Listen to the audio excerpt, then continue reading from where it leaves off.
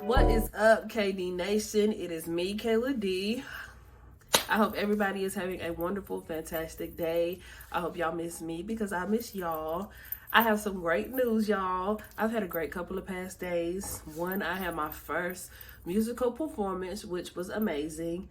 I feel silly because, y'all, I was really psyching myself out in the car like, you better not mess up, you better not drop the mic, you better not stumble, fumble, trip, or fall, you better not skip or miss over any words, like you better go in there and you better eat. And I did. I'm so proud of myself because I was really, really, really nervous because I've never done nothing like that before. And it was great. It was great. People was nodding their head. People was feeling it. They was listening to the lyrics. People were coming up to me for collaborations and features and working with me and stuff. It was great. I had my first interview and, you know, people was really supporting me and I like that. So more of that to come. I'm editing the interview now and I'm going to get it up on my socials as soon as I'm done. But with the good comes the bad. Unfortunately, y'all will want to go get your tissues, napkins, towels, whatever, because this is a sad video.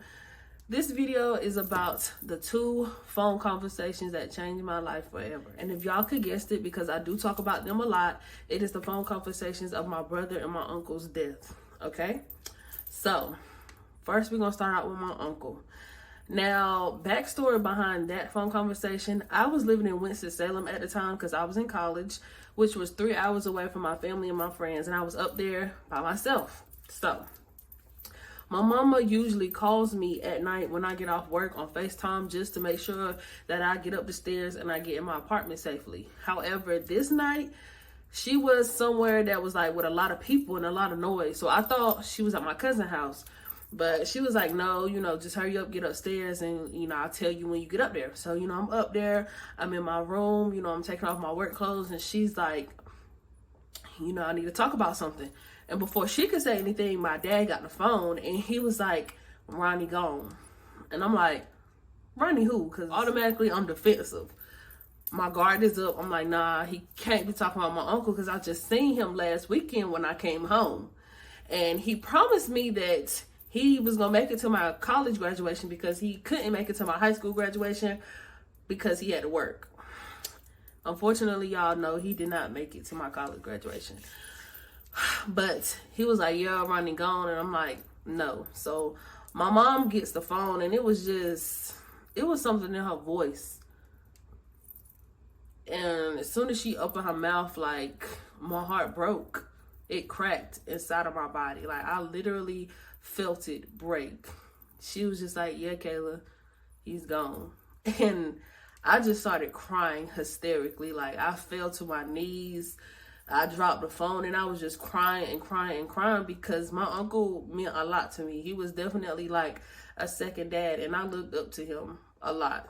So to lose him, because he was one of those people who I felt would live forever, or at least as long as I live.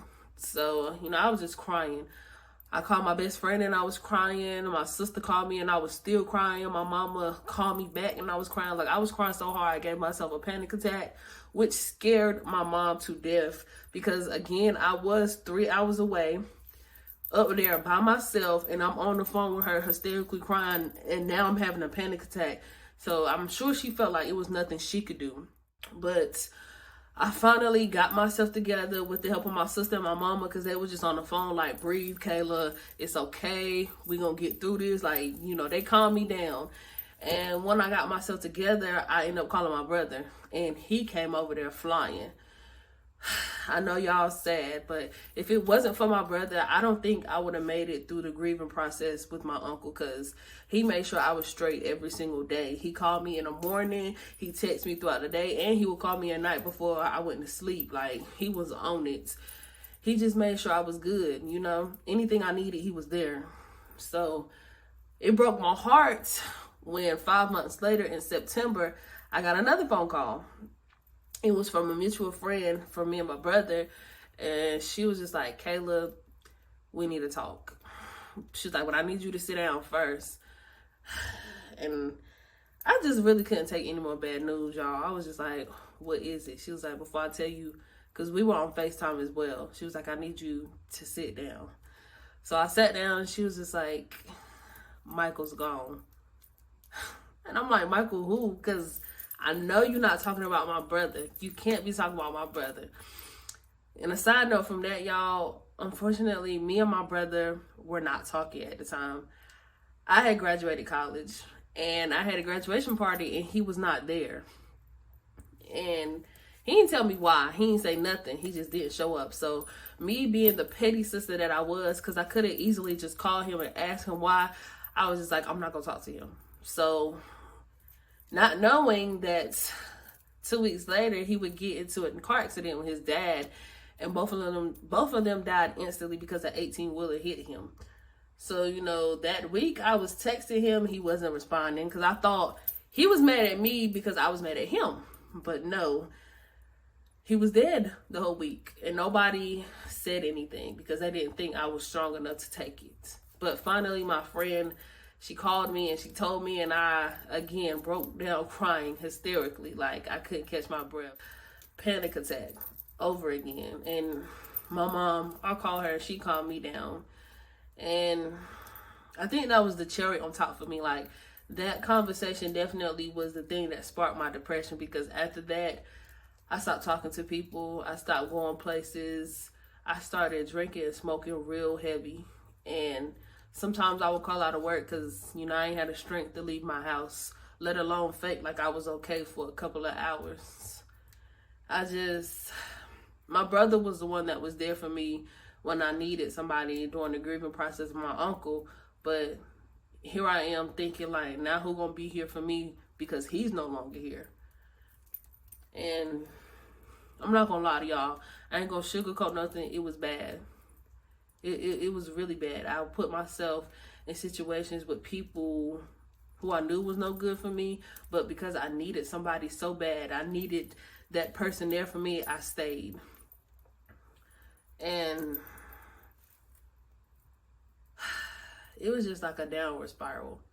And I wanted to talk to them so bad. Like, I would call my uncle phone sometimes, even though I know he won't answer. I would text my brother, hoping that it was all a trick and that I was dreaming and that he would just text me back, but he didn't. But nonetheless, y'all, I can finally say, like, I'm in a good spot. I'm in a good place in my life. Like, I'm sure both of them will definitely be proud of me, even though they, you know, from heaven, they could see me from then and now. I just wish that sometimes I could talk to them and I can hear their voice and they can talk back to me, but I can't. And if it's not even sad enough, y'all, with my brother, because we weren't talking and stuff, I found out at his funeral that he actually was trying to get to the party, but he just could not find a ride. He couldn't find a way to get there. And he didn't tell me because he knew I would react exactly how I reacted. So it was just a lot.